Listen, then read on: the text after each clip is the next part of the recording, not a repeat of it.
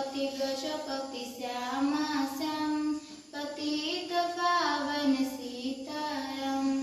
ईश्वर अल्लाह तेरा नाम सबको सन्मति दे भगवान।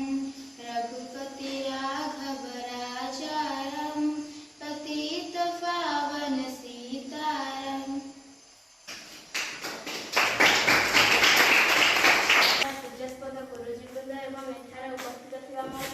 सहपाठी सहपाठिनी गण तथा मोर सान भाई और भणी मैंने आज पवित्र दिवस अवसर में मत गांधी जयंती विषय में किसी कहबार सुजोग मिलू मु निजक भाग्यवान मन करुच्ची। महात्मा गांधी पूरा नाम मोहनदास करमचंद गांधी एवं पिता नाम करमचंद गांधी और माता नाम पुतली बाई। महात्मा गांधी 1869 मसीहा अक्टोबर मास 2 तारिख में गुजरात पोरबंदर जन्मग्रहण करते।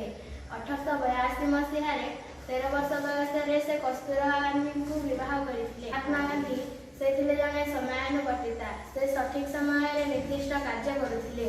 आपण मानकर यही मूल्यवान समय मो सहित विनियोग कर मोर कथा शुणी धन्यवाद। मुझे कही मोर वक्तव्य शेष कर